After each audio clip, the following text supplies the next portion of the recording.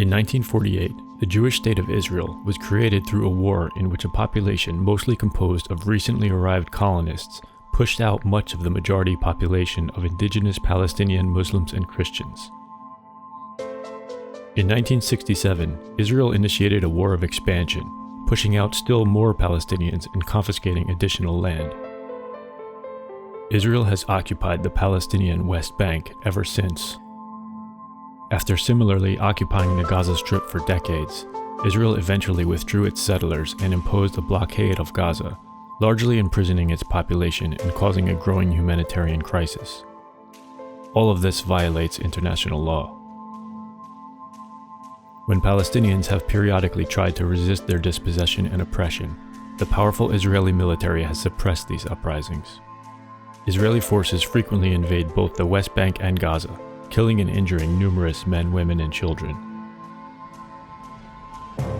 Israel's actions have been enabled by the pro-Israel lobby, which has operated in the US for many decades. In 2016 and 17, American journalist Clayton Swisher produced an investigative report about this lobby for the Al Jazeera News Network. The report included footage obtained by British undercover reporter Tony Kleinfeld, who infiltrated several pro-Israel organizations. When Israel partisans in the US learned of the film, they successfully pressured Al Jazeera not to broadcast it. Eventually, the documentary was leaked, and its explosive information became public. Despite the significance of its content, US media failed to tell Americans about it. The following is an abridged version of the film.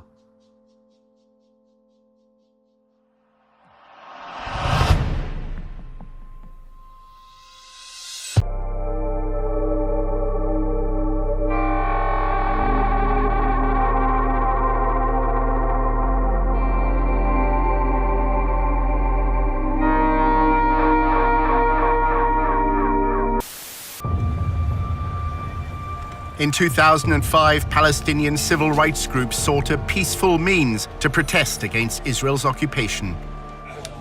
They identified goods from Israel and called for their boycott. The BDS movement was born.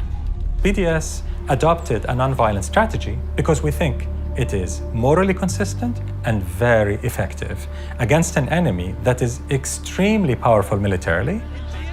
We called for boycotting Israel, divesting from it, and eventually imposing sanctions on it, as was done against apartheid South Africa, to achieve basic Palestinian rights under international law. BDS is saying that what Israel has to do is treat the Palestinians in its midst the same way it treats Israeli Jews. The secretive Ministry of Strategic Affairs, based in the Prime Minister's office in Jerusalem, was given a mission: establish a covert campaign to defeat the BDS movement. אנחנו אחראים על המאבק בתופעה, ובמסגרת זו יש לנו 4 רגליים: התראה, הרתעה, התקפה והסברה. אז אני אגיד לך שכשאם אתה רוצה לנצח בניהול מערכה, אתה צריך לעשות את זה עם הרבה מאוד עמימות. כמו שכשעבדתי על סוגיות צבאיות, כמו חיזבאללה, או כספי טרור, או סוריה, או כל מדינה אחרת שאיתה בעבר ניהלתי מערכה מולה כקמן. לא הלכנו ואמרנו לצד השני מה אנחנו מתכוונים לעשות. השארנו אותו בעמימות.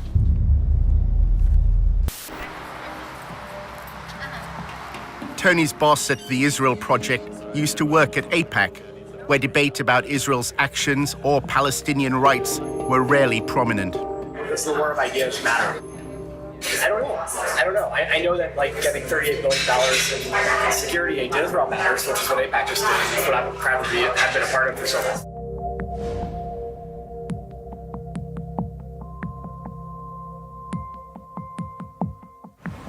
My job was basically to convince students that participating in the war of ideas on campus is actually a distraction. You can hold up signs and have rallies on campus, but the Congress gets $3.1 billion a year for Israel. Everything AIPAC does is focused on influencing Congress. Congress is where you have leverage, so you can't influence the President of the United States directly, but the Congress can. AIPAC is very interested in making sure that every representative and every senator toes the line on Israel. And it is highly effective in that regard.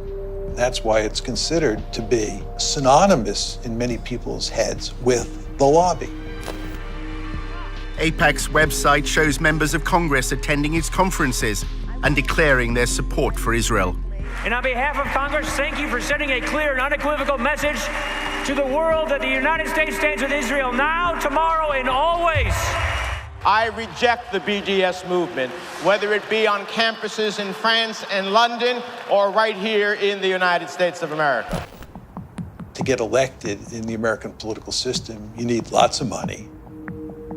What AIPAC does is it makes sure that money is funneled your way if you're seen as pro-Israel, and it'll go to significant lengths to make sure that you stay in office if you continue to be staunchly pro-Israel. May God bless Israel. May God bless the United States of America. May God bless you all. Thank you so much. Thank you. They have questionnaires. Anybody running for Congress is expected to fill out a questionnaire. And they evaluate the depth of your commitment to Israel on the basis of that questionnaire. Then you have an interview with local people. If you get AIPAC support, then more often than not, you're going to win. Jim Moran is a Democrat who represented a congressional district in Northern Virginia. Our undercover reporter wanted to learn more about how funding is secured for congressmen. Speaking of the devil. David Oakes, a prominent pro-Israel advocate, invited Tony to a fundraising event.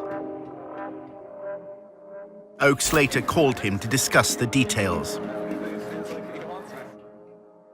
Is it just a social event? No, hold on.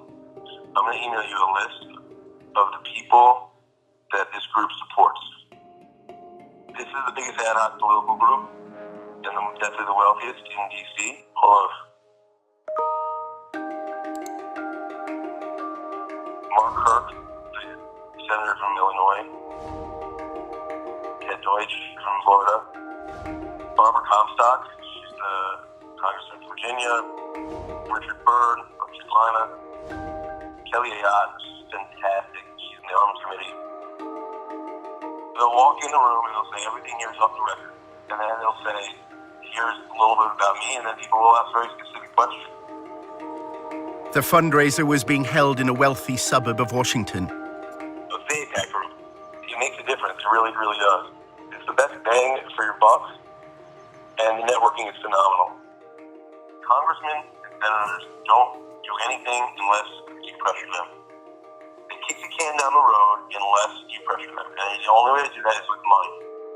Right now, our current contribution limit from any person to a candidate is $2,700. Now, that's a lot of money, you know, and that can certainly buy us some gratitude with the lawmaker.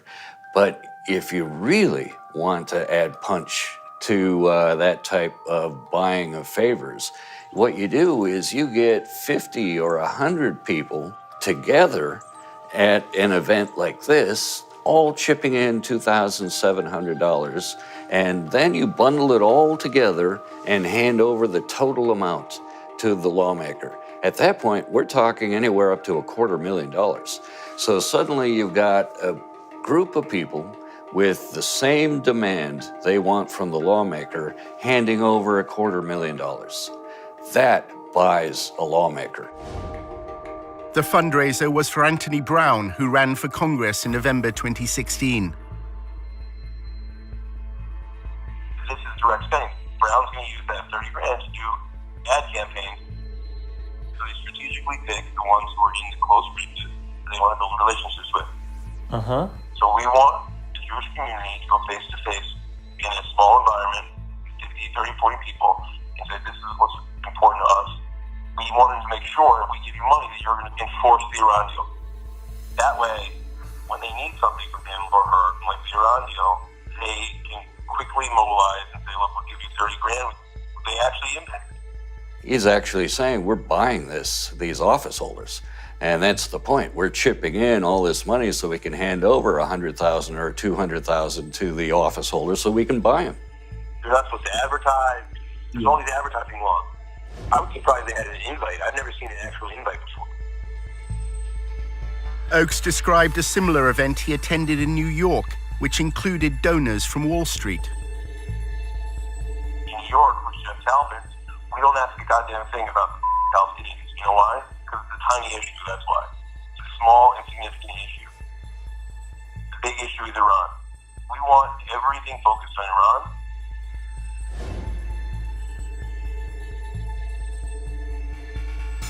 What happens is Jeff meets the congressman in the back room, tells them exactly what his goals are. And by the way, Jeff Calkins is worth $250 million. Basically, they hand him an envelope with 20 credit cards and say, you can swipe each of these credit cards for $1,000 each. There is a disclosure law that is designed to highlight whether there may be potential money laundering going on in events like this. And that is if the funds are earmarked. And that means the organization has to disclose who showed up at that event and how much each individual chipped in and what they handed over to the lawmaker. What's the name of the group that puts this on? It doesn't have a name. There's no name. It's an ad hoc political group. For all the legal reasons, people pool their money. What this specific group is doing to try to avoid that disclosure requirement, it isn't taking money and then putting it in its own account and then handing it over to the office holder. It's just collecting credit card information and then turning that over directly to the candidate.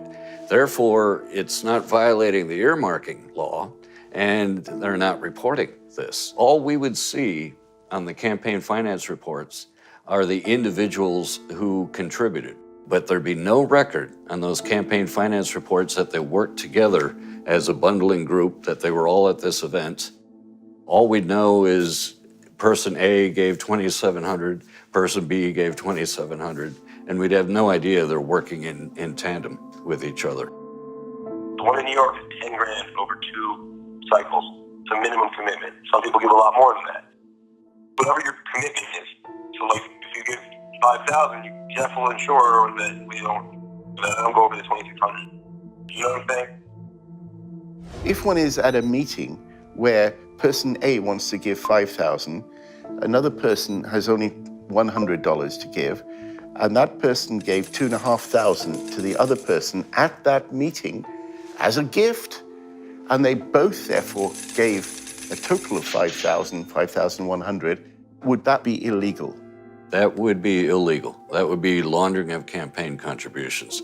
The limit applies to the individual. And so each individual is subject to that $2,700 limit. And if any individual goes over that limit, they are violating the contribution limit. They cannot legally do that by laundering money through other individuals. If you give 5,000, Jeff will ensure that I don't go over the 2,600. You know what I'm saying?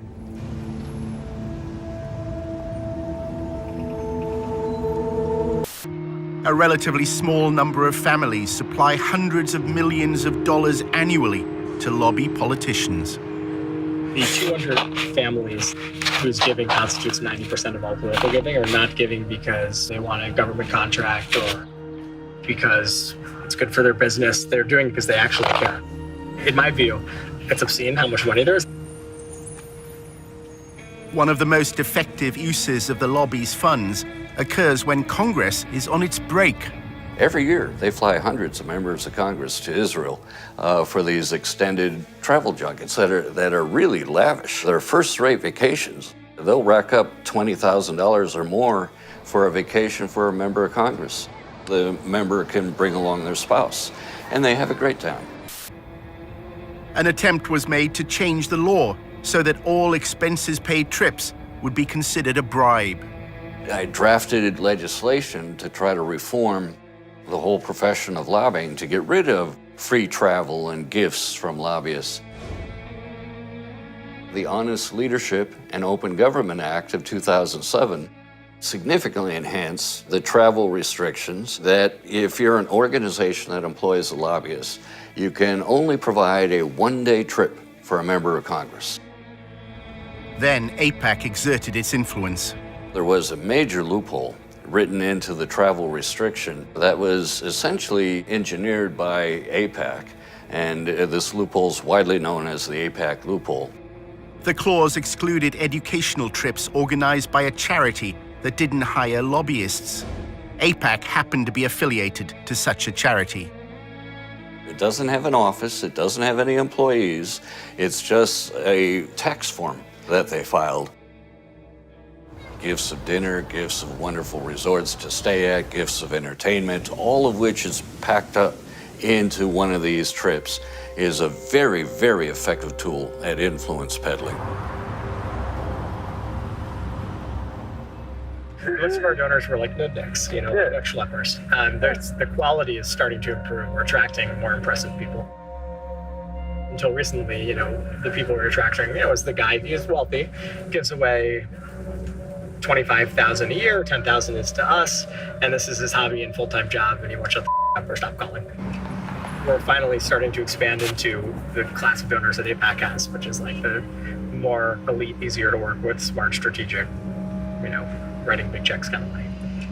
It takes just as much time to get a $10,000 check from someone as it does getting $500,000. The money raised by AIPAC doesn't just fund congressmen who support their goals.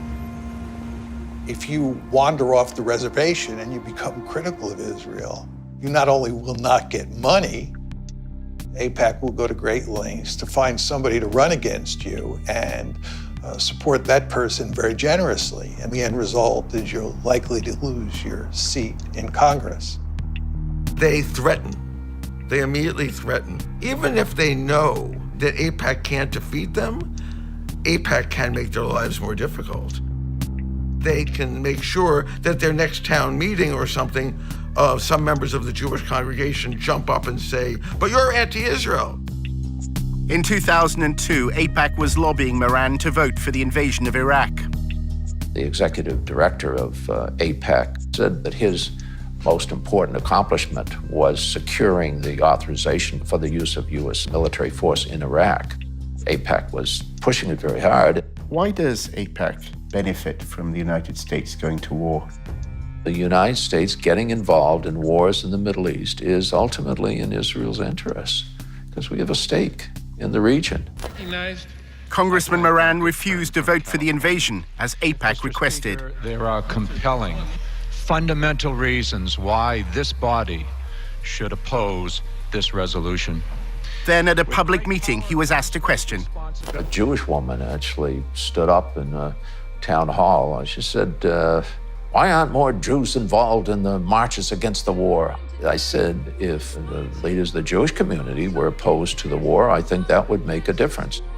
The lobby reacted, claiming this was evidence of Moran's belief in a Jewish conspiracy that was leading America to war. There was a conservative rabbi in my district who was assigned to me, I assume, by AIPAC.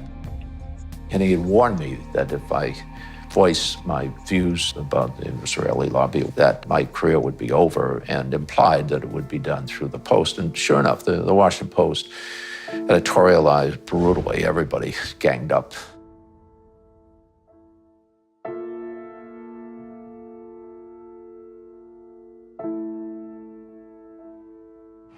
So what are the main outlets that TIP work with?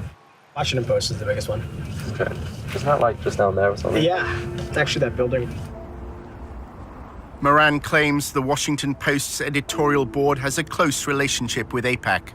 The principal editorial board of the Post itself has been a very effective instrument because they've been able to maintain their credibility.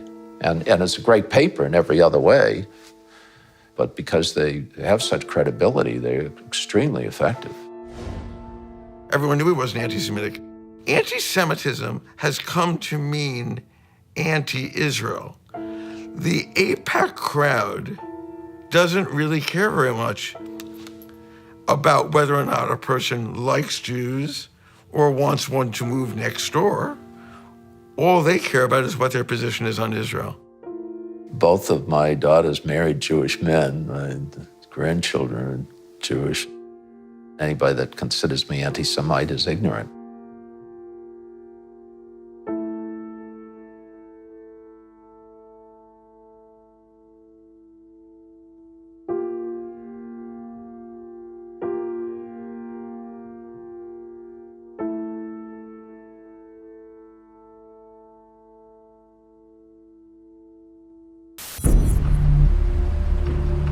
During his summer in Washington, Tony investigated how the lobby is responding to the growing support for BDS among students.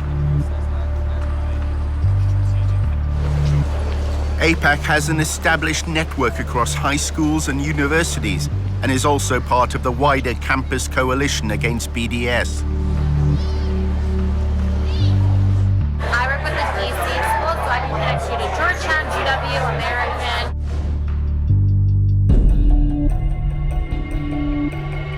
I think that you would really benefit from a conversation with the Israel on Campus Coalition.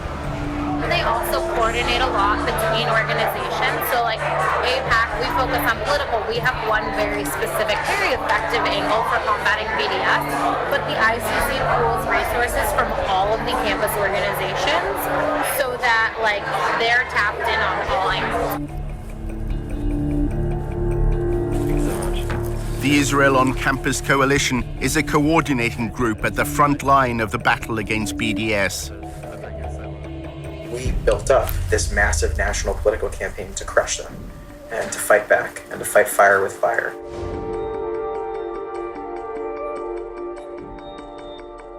What we saw was a growing global movement to destroy Israel that was manifesting on American college campuses. The Israel on Campus Coalition is at the center of the lobby's response to BDS. There are about 100, maybe 120 now professionals that are working for a dozen national ICC partner organizations like AIPAC and Hasbara Fellowships and Stand With Us and Hillel and Chabad and AIPAC.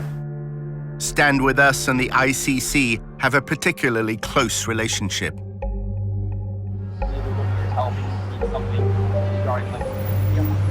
The Israel on Campus Coalition, they really oversee like the whole movement. They're sort of the ones that like have the bird's eye view.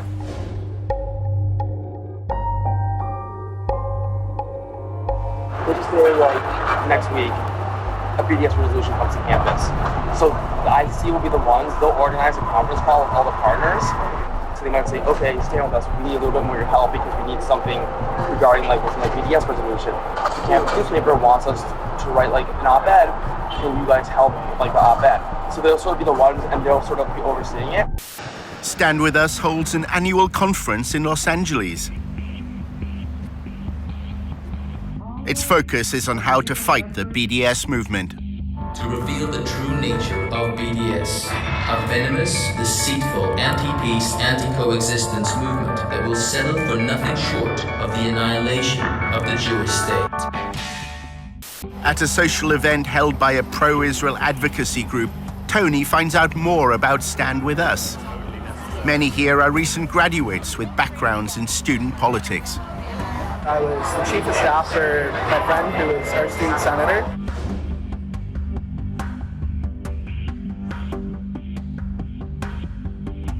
We had Stand With Us write some checks, but we didn't let them put their logo on it. It's just our names on the logo. We didn't want that association because on Berkeley campus, if you don't know, they hate Stand With Us.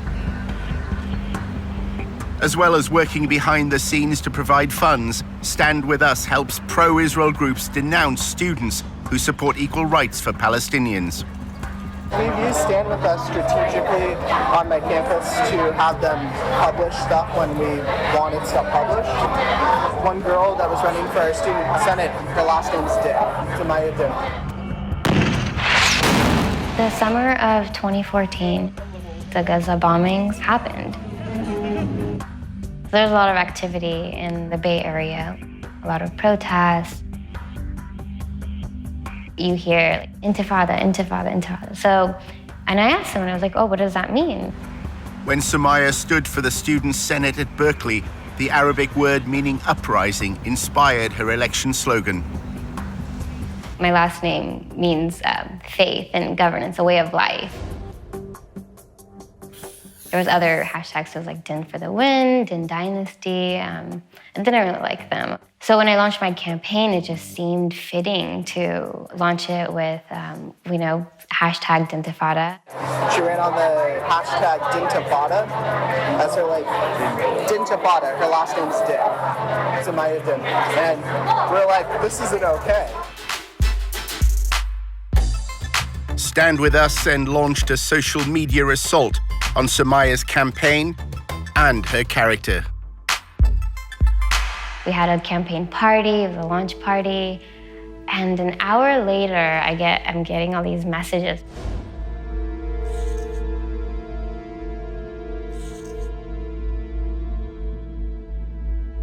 We had Stand With Us attack this girl in an article, at least on their Facebook. It's just an Arabic word, meaning uprising, and they redefined it to then serve their own purpose. Sumaya received a barrage of abuse on social media.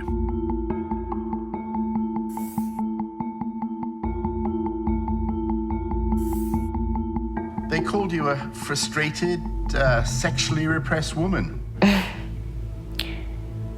They said you were scum.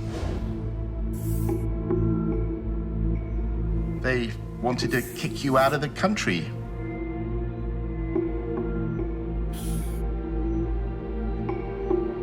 How hard was all that to deal with? Yeah, I distanced myself from that. I would go out and I would be walking on campus. Everyone would be looking at me. I felt like I needed to hide. It took me 3 days. I didn't sleep. I was just like, what's going on? We don't want Stand With Us's name, on our name.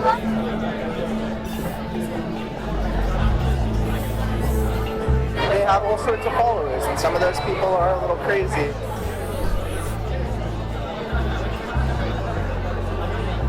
We have people that are saying, that person should die. This girl was getting death threats. People are like, she's a terrorist, blah, blah, blah.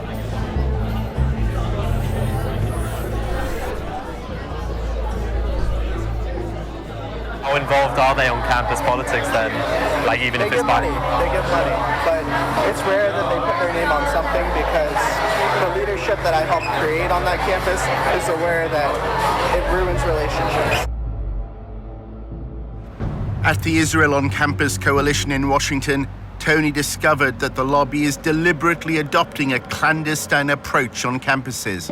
We should stand behind our work, not in front of it. It's not helpful for Stand With Us to say to a pro-Israel student, or the Israel Project to say to a pro-Israel student, oh, sure, we'll help you, but you have to put our logo on it. We're working so closely with Stand With Us, and we have such a tight partnership with them today that it's totally seamless. Tony also discovered that anonymity is a key strand of the campaign against BDS. If one of these terrorists on campus wants to disrupt a pro-Israel lecture or something and unfurl a banner or whatever else, we're going to investigate them, look into bad stuff they've done. That stuff becomes very useful in the moment, and there are any number of ways to push it out. The only thing is that we do it securely and anonymously, and that's the key. Julia was president of the pro-Israel group at Davis, which is part of the University of California. The growing support for the BDS movement in Davis and the lobby's response to it is part of a narrative that's unfolding across America's campuses. Students for Justice in Palestine, or SJP, brought a divestment motion before the Student Senate. I was very, very nervous. The entire room was filled. I think we had about 600 students and people from the community coming in to witness this vote. I am here today because, quite frankly, I am ashamed. I am ashamed of my university for supporting apartheid genocide of my people in Palestine. I ended the speech with something along the lines of being on the right side of history and for the university to end its unethical ties with these corporations who were doing brutal things to Palestinians. We knew they were going to win because our entire student senate was all pro-BDS.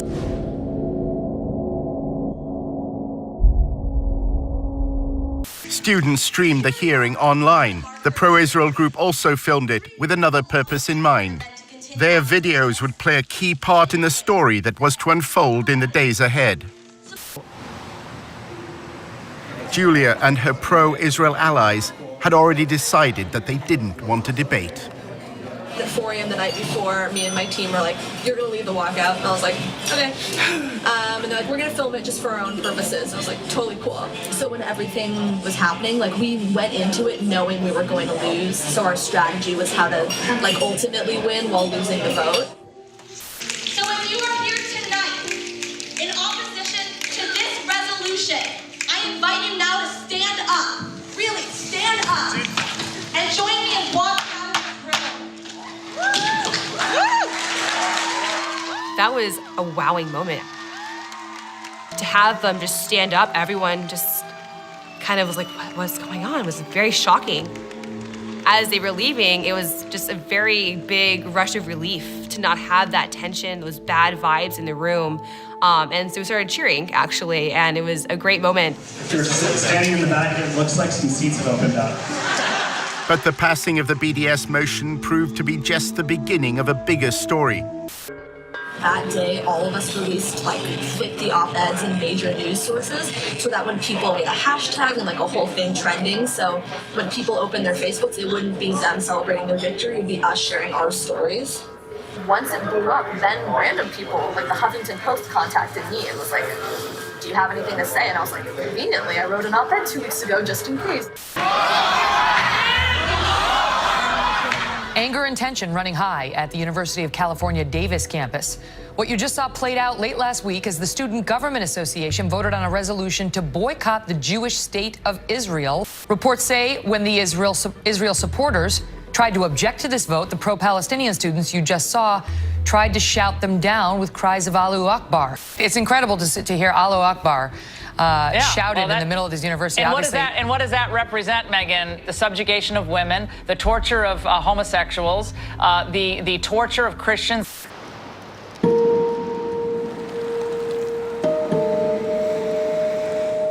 It was a Sunday. I was in the kitchen. My partner was in the living room with my daughter. Came in with her laptop, and she said, "You've got to see this." Bill Mullen has been a campaigner for the BDS movement for years. His wife had been sent a link to a website containing a letter addressed to her.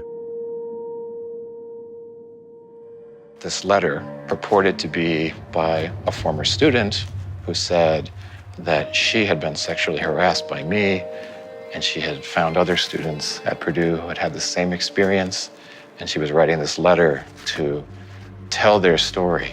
With the anti-Israel people, what's most effective, what we found, at least in the last year, is you do the opposition research, put up some anonymous website, and then put up targeted Facebook ads. Within a very short time, within about 48 hours, we were able to establish that these multiple sites that we had found attacking me had been taken out almost at the same time, and that they were clearly the work of the same people. Every few hours, you drip out a new piece of the opposition research. It's psychological warfare. Drives them crazy. One of the accounts said that in the process of supposedly putting my hand on her, I'd invited her to a Palestine organizational meeting. And I thought, well, you're sort of putting your cards on the table there, whoever you are. We found out that a student at Purdue, who I work with, had also been targeted. A former activist with Students for Justice in Palestine agreed to speak only with her face concealed. It said that I would get drunk and go and have sex with multiple guys, and that's just a huge attack on my character and a massive lie. My parents were very upset. They immediately told me to quit my involvement with SJP. They either shut down or they spend time responding to it and investigating it, which is time they can't spend attacking Israel. That's incredibly effective. The main focus was to attack my reputation and my character, pretty much to mess with me so that I don't want to continue my involvement with SJP. It was really an attempt by people who didn't know us to think, maybe I can destroy this marriage at the very least. Maybe I can cause them horrendous personal suffering. The same letter purporting to be harassment to my wife used the name of our daughter. I think that was the worst moment. I think we thought, these people will do anything. they're capable of doing anything. Could you send me some of these websites? I'd be very curious just to see what they look like. I couldn't. You couldn't, okay. But, you know, Canary Mission is a good example. Canary Mission is highly, highly effective to the extent that we monitor the Students for Justice in Palestine and their allies. I remember it was the morning I was getting ready for school. I was about to graduate at this point, in a pretty cheery mood, I'd say. I got a Facebook message from one of my friends. She goes, "Hey, Marcel, I don't mean to freak you out, but I think you should see this." I click on it, and then I see it's a picture of me, and it's my name, and it's a profile about me. When I saw that this was a website dedicated to taking down pro-BDS activists and painting us all as terrorists and anti-Semitic, it was chaos. It was chaos in my mind. What are people gonna think when they look at my name on Google? Are they gonna think I'm a terrorist? Are they gonna think I don't like Jewish people? They're picking out individuals who they think are critical of Israel, and they're smearing them. And they're telling them that what's going to happen here is if you don't cease and desist from acting like this, we in the end will do much to destroy your career. A few years later, these individuals are applying for jobs within your company. Canary Mission's promotional video threatens to pass these smears onto prospective employers. To ensure that today's radicals are not tomorrow's employees. It was shattering to me because I had to look for a job. I had to start my life. And now I had this website smearing my name before I even got a chance to really make a name for myself. Somebody did contact my employer and ask for me to be fired based on my pro-Palestine activism. They said that, you know, if they continued to employ me, that their values are anti-Semitic. It can be really scary at first. I was mostly harassed via Twitter. They were tweeting me like every 2 or 3 days. They take screenshots, even way back to my Facebook pictures that don't even look like me anymore. Just digging and digging through my online presence. They're terrified of Canary Mission, and it's about time. We had always been afraid of ending up on there. It was like very personal. They see us as such a threat that they have to kind of twist and turn and delve into our personal lives. As if they were trying to scare us into stopping our work. Their Twitter campaign is relentless. Every picture that I post on Facebook, it goes onto one of their websites with every tweet that I put in. Every hashtag I post on Instagram, it goes into one of their files.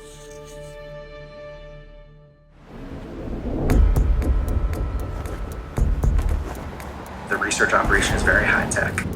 When I got here a few years ago, the budget was like $3,000. Today it's like $1.5 million or more. Probably it's like $2 million even at this point. I don't even know, it's huge.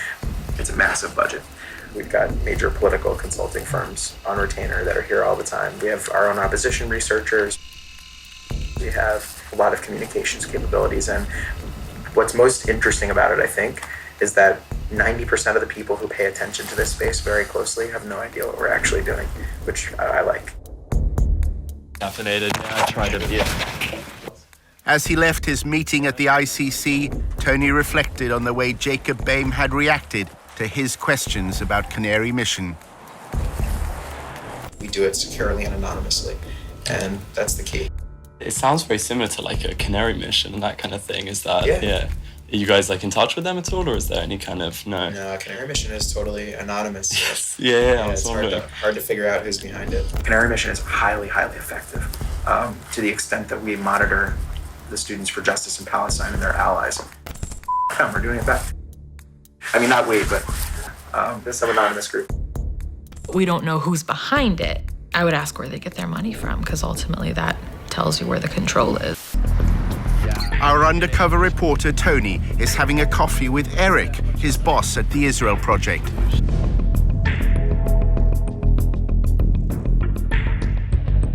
Tony wanted to find out more about Canary Mission.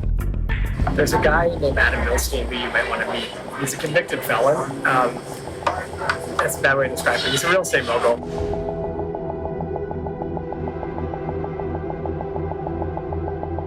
When I was working with him when I was at AIPAC, I was literally emailing back and forth with him while he was in jail. But he's loaded. I mean, he's close to $500 million.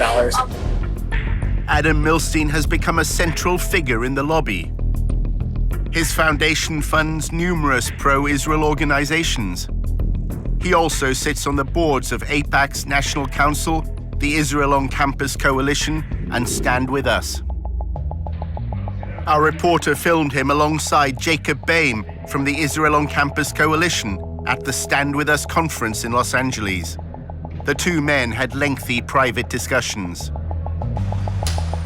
Milstein is close to probably the wealthiest donor to the pro-Israel lobby, Sheldon Adelson. Adelson's money helped Milstein expand the Israeli-American Council into a major new force within the lobby.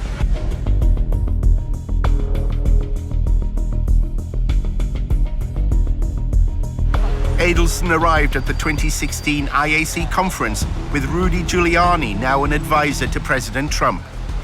An IAC video from the conference shows Milstein and Adelson discussing their partnership. You said you see the vision and you tell us, go and do it. And we took your orders and we made it happen. And we took your money. There's somebody else around that can give you $50 million? No, there's no... Sheldon. Numerous groups from the pro-Israel lobby were attending the conference. An Israeli official gave them a message to pass on to BDS supporters in America. Everybody out there who has to do anything with BDS should ask himself twice, do I want to be on this side or do I want to be on the other side? If I'm submitting to BDS, what would be the effect?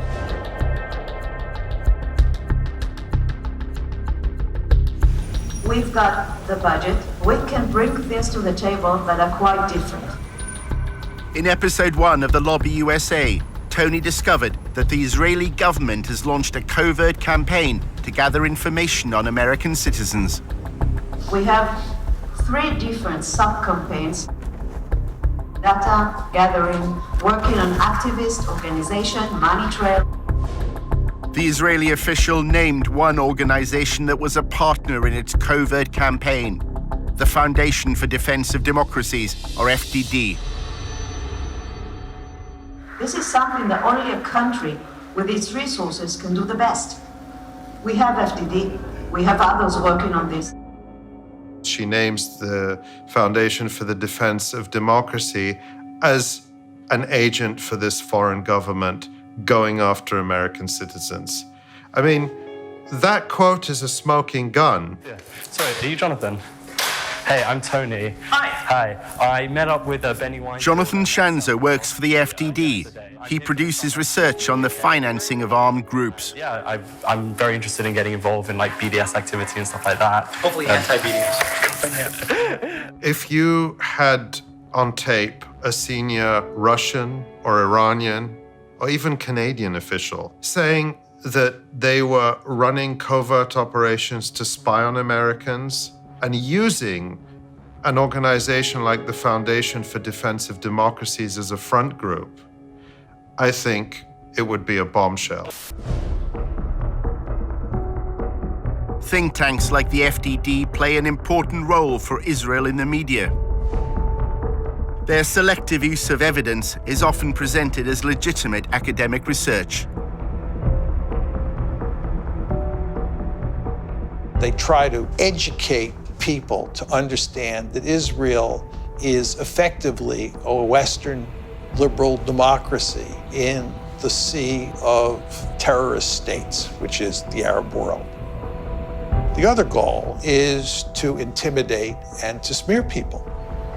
Shanzer is invited by pro-Israel congressmen to provide evidence before subcommittees on terrorism in the Middle East. He uses them to insinuate that prominent activists for Palestinian equal rights are linked to armed groups. AMP's founder and president, Hatem Bazian, was one of 2 featured speakers at a 2004 fundraising dinner in California. Incidentally, the other speaker at this dinner was Mohammed Al-Mazain, who is currently in jail for his role in the Holy Land Foundation and for providing financial support to Hamas. When you enter it into the congressional record, now people are begin to think that there's some legitimacy to it. So this dumping of utter nonsense and garbage into the congressional record, into a legitimate hearing, will have an effect down the line. There's also Osama Abu Ershad. He is currently the National Coordinator and Policy Director for AMP. Mr. Abu Ershad also runs a pro-Hamas newspaper in Virginia. They made Palestine as a front on the war on terrorism. It was Al-Qaeda that attacked the United States. It wasn't Hamas or any Palestinian organization. It was Al-Qaeda. I should note here that our open source research did not indicate that AMP or any of these individuals are currently involved in illegal activity. He himself, in his testimony in Congress, he says, we have no evidence of any wrongdoing by this organization, but still you have to investigate them. So investigate us for what? For doing nothing wrong? The fact it's rubbish does not mean that people don't listen to it, right? Shanza's allegations that American students are somehow connected to armed groups in the Middle East has become part of the lobby's attempt to demonize BDS. Tony's boss, Eric, was also at the event. He's old friends with Noah Pollock. I want to hire Tony at the Israel project. Tony's another troublemaker from the UK. Yeah. He's a good guy. Noah's the best. As Tony left the event with Eric, the conversation turned to smearing BDS supporters. Eric said wealthy pro-Israel donors now have the freedom to fight Israel's critics however they want. In this country, you have these billionaire types who are starting to realize, like, oh wow, I don't need to participate in the Republican or Democratic parties. I could build my own apparatus and have influence from Los Angeles or Detroit. And Al Milstein is one of those guys.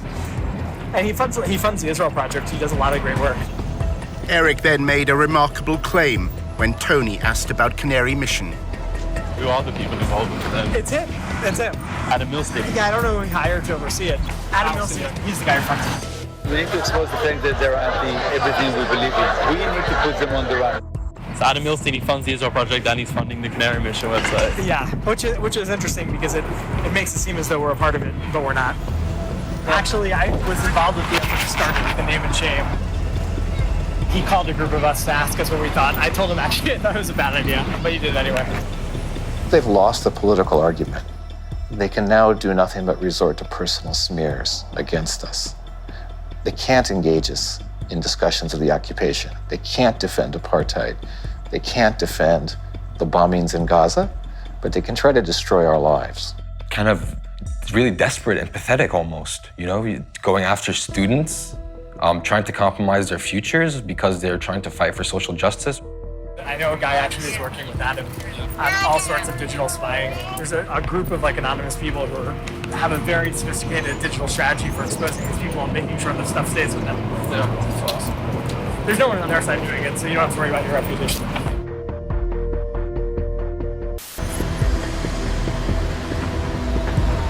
Our undercover reporter was attending a dinner at the annual conference of the Israeli-American Council in Washington.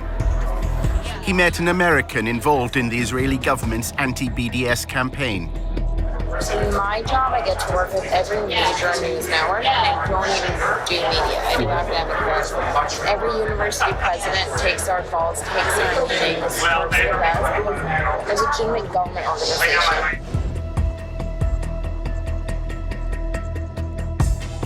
The discussion was dominated by the boycott, divestment, and sanctions movement. So many organizations focused on BDS, but for the most part, when it comes to BDS, we're very behind the scenes. I'm meeting with university presidents, faculty, and students, but what they're doing is building relationships with local politicians, making sure that politicians know to turn to them when Israel-sensitive things come to the table. If you're disgusted by segregation in this country, if you're disgusted by South African apartheid, then you should also be disgusted by Israeli apartheid. Another workshop was addressed by Israeli diplomats from consulates in the US. Black Lives Matter had attracted particular criticism after voicing support for the BDS movement. It appears that Israel's diplomats may be trying to challenge the apartheid label by canvassing support amongst African Americans. The major problem of Israel is with the young generation of the black community. Black Lives Matter starts there.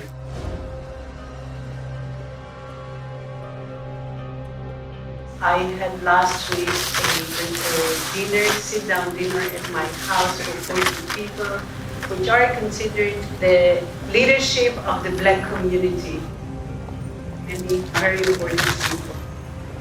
They can be part of our doing an activity. Pro-Israel groups are trying to cultivate a new generation of black leaders that is pro-Israel by bringing them to AIPAC conferences on all expenses paid trips, by taking them on delegations to Israel.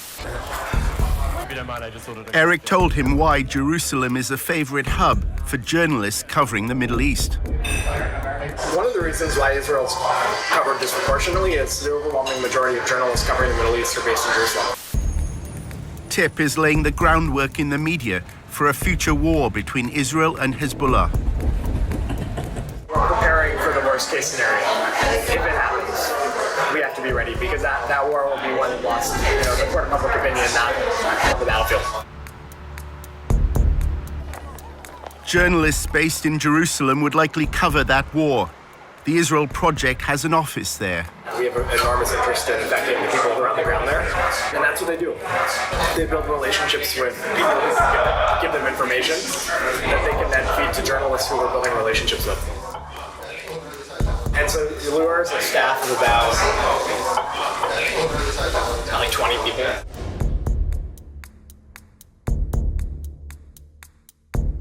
She is staff at the Israeli Embassy in DC for many years. He's a veteran of Israeli politics, but he was like spokesman for a bunch of government ministries. So he's got a real expertise in dealing with the press. He's an expert at making their jobs easier. So, for instance, we actually now, when there's a terror attack in Israel, our staff gets to the scene usually before the press does. Just because Lure are so good. They have bulletproof vests on, they have cameras, and as soon as there's a Twitter an attack, we have like 4 guys at the scene. Breaking news overseas, a shooting in the heart of Tel Aviv. He has this rapid response team where he has people strategically placed around the country.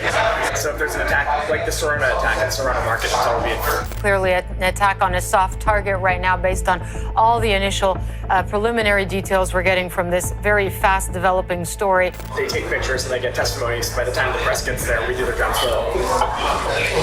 They need a quote, they need information, they need a picture, a video clip, and full service, shot. We just give them.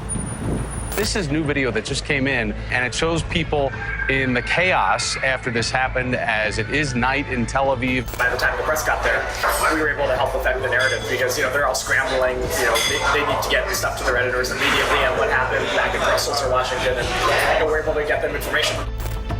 A TIP employee was interviewed by Fox News. Liat Delongovitz, who is live with us on the scene, works for the Israeli Project, which puts out news to the foreign press there. Hi, I'm here on the scene. I arrived fairly early.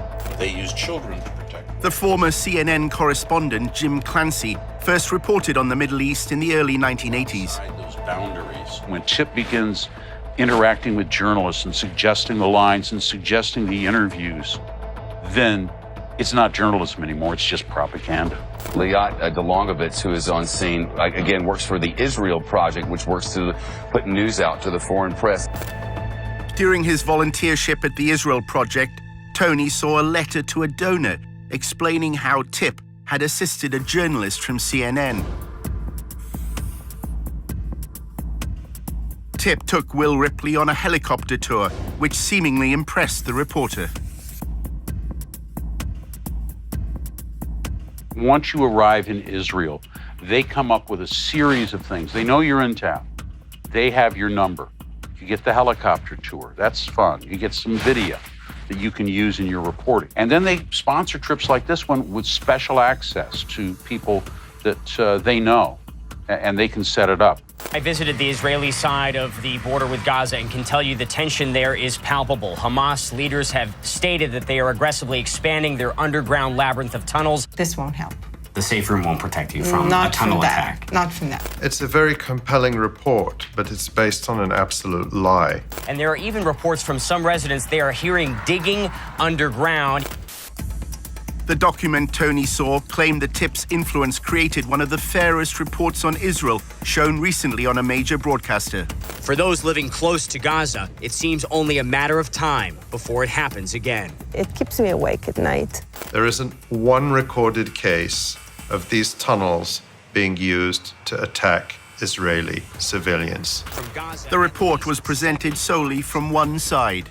The Israel Defense Forces say the average Hamas tunnel is 3 kilometers, nearly 2 miles, costing millions of dollars and tons of valuable concrete, resources badly needed by the long-suffering people of Gaza to rebuild their cities. TIP fully knows that if you're the journalist in Gaza who's doing a report with Hamas sources, your office is damn well going to require that you put in an Israeli voice to counter some of the things that are said there. They well know that if you are on the Israeli side doing a report with mostly Israeli sources, that same pressure will not be applied. You will be allowed to go ahead without trying to get the other side of the story. Why is that? That's because TIP is powerful, and they're going to hold journalists to account. Dedicated to changing people's minds. TIP's promotional video explains its role. We don't attack the media. We become a trusted partner and resource, bringing integrity and facts to the coverage. But recalled instances when the pro-Israeli lobby exerted influence. The big media companies will tell you that, well, maybe they won't tell you this, but they have been harassed. If they had Palestinian journalists who knew the ins and outs of the Palestinian Authority, for example, they were blatantly told to get rid of them, that they weren't trustworthy journalists. Whatever a journalist reports, if it's not liked by whether it's TIP or people within the government, they will put pressure on the media houses, the big networks. TIP's online promotion claims it shapes the way Israel is framed in the international media. TIP changes the way thousands of media reports appear every year. And then we add platforms of our own, getting people talking, taking command of the conversation. This last week, but when I was there, I met with both Herzog and Netanyahu.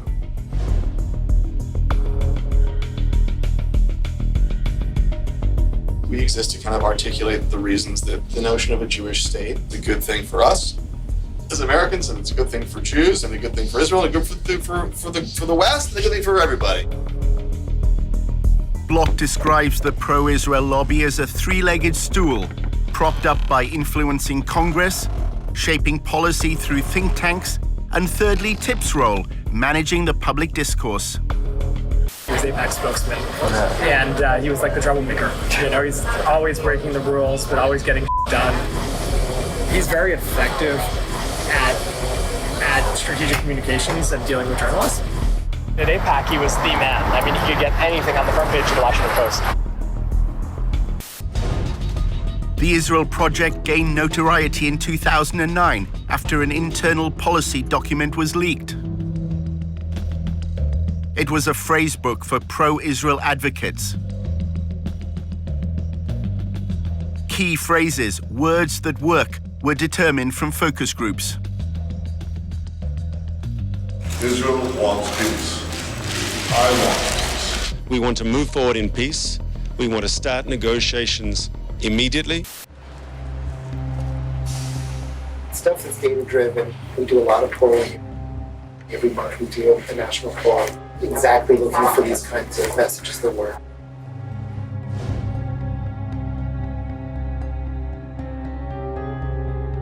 We know that people get the news mostly from significant headlines. So the headlines are very, very carefully messaged. If all Palestinians can be referred to as terrorists, as in a terrorist attack, they've won a battle. They've won a battle because that headline will be seen by probably 50 times more people than those who actually went into the article and read the details about it. You don't have any reporters, you just have three people who churn out carefully crafted headlines with article text that convinces you that the headline is true. They understand that it's just the 5-word headline or the 6-word headline that carries the message. The point is never to get to the real debate. Why is Iran so happy about the Iran nuclear deal? TIP's social media videos had apparently shifted public opinion on the Iran nuclear deal. The American public started out being in favor of the deal and is now against the deal. It was everything from viral videos, 10-second videos. You can send me the greatest article you want about the Iran deal, but I promise you that a 10-second video will get 1,000 times. People aren't reading as much, they're not interested. In fact, history's a little bit bunk. A lot of people kind of come up now and there's this notion of postmodernism and nothing is true anymore. We are at this sort of interesting moment in time where we need to understand what it is that affects people's understanding and perceptions about what's right and what's wrong and how they work. This visual stimulus and stuff, how are people learning things? There are also other things that we do that are completely off the radar. When we work together with a lot of other organizations, we produce content that they then publish with their own name on it. The Israel Project is supplying what it calls white label, that is unbranded content, to other outlets. We're putting together a lot of pro-Israel media through various social media channels that aren't the Israel Project's channel.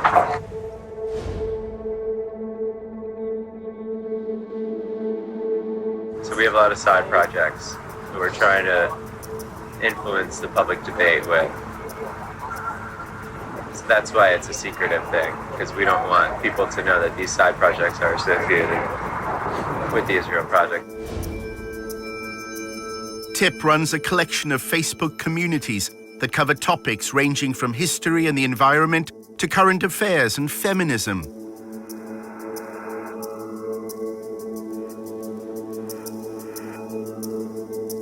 But their affiliations to the Israel Project are deliberately vague. Why is it that they can't be connected to the Israel Project? I think it's because we want to be people to view them as objectively as possible.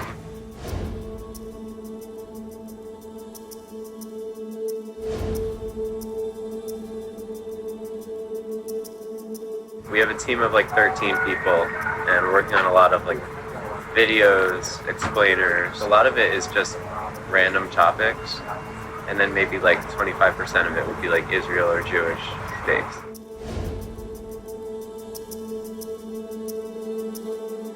The Israel brand is increasingly toxic. So you can't sell Israel directly. You have to have sort of other hip stuff that's just very innocuous, fun, and then from time to time you're going to slip something about Israel in.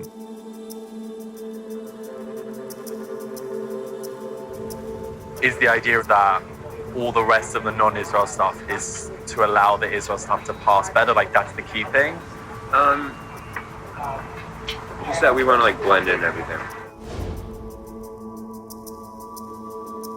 TIP's mission is to eliminate any mention of apartheid and occupation.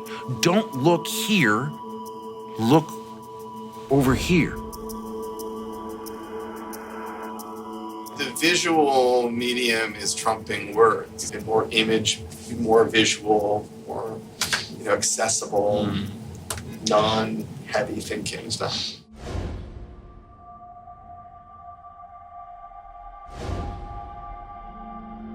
Kittens are easy to sell. Apartheid is a much harder product to get people to buy. More and more people will use the word apartheid when they talk about Israel. The end result is that the lobby has to work extremely hard today and will have to work even harder over time to defend Israel. And of course, in part, this means doing everything that can be done here in the United States and in the West more generally to discredit the BDS movement, because the BDS movement is so dangerous to Israel. Tony had gathered that the lobby's concern with BDS was not its economic impact, but a much wider threat to the power of the pro-Israel lobby. The specific potential of an immediate boycott, that's not a problem. It's a bigger problem is the Democratic Party, the Bernie Sanders people, bringing all these anti-Israel people in the Democratic Party. Being pro-Israel is less of a bipartisan issue. And then, every time the White House changes, policies towards Israel change, and that becomes a dangerous thing for Israel. There is an actually important battle being fought on the campuses. For half a century, bipartisanship has been the cornerstone of AIPAC's success, as its website video explains. By some measures, Democrats and Republicans are more divided today than at any other time in the last 2 decades. But America's support for Israel transcends partisan politics. So when it comes to strengthening America's relationship with Israel, support must come from both sides of the aisle. That's where AIPAC comes in. What's begun to happen over the past decade is that support for Israel has begun to wither away in the Democratic Party. And in contrast, support for Israel in the Republican Party has begun to increase. And what you see is there is a substantial difference today in support for Israel in the two parties.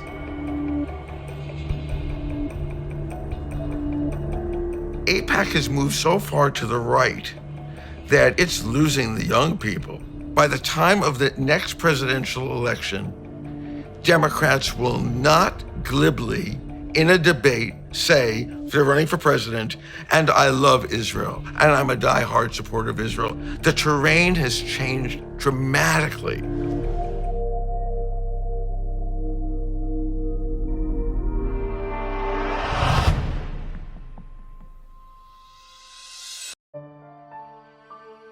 We must join together and organize if we are to overcome this powerful lobby.